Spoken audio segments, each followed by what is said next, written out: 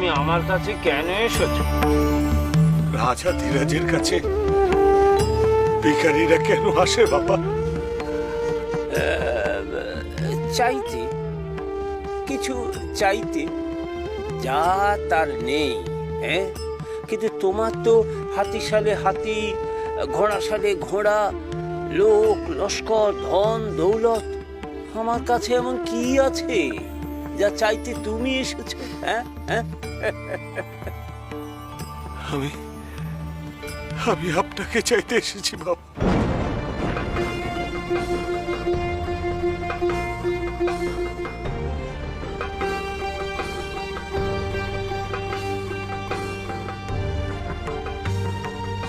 আমাকে? ও নারিশা, রাজা আমাকে চাইতে এসেছেন? হ্যাঁ,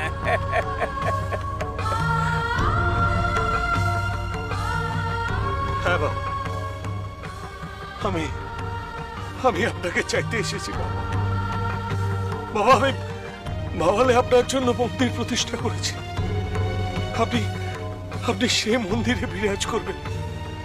আমি আপনাকে নিয়ে যেতে চাই বাবা, আমার কাছে আমি আপনাকে রাখতে চাই বাবা। শোনো রাজা, আমাকে নিয়ে যাওয়ার জন্য তুমি ব্যস্ত হও না। আমি তো তোমার কাছেই আছি। যে যখন শুদ্ধ মনে ভক্তি ভরে আমাকে ডাকে, আমি তার কাছেই থাকি। তুমি যদি ডাকো, আমি তোমার কাছেও থাকবো।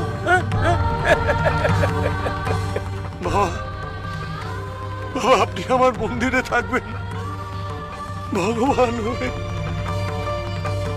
আমি তো তোমার মন্দিরেই আছি, তোমার ওই আসল মন্দির।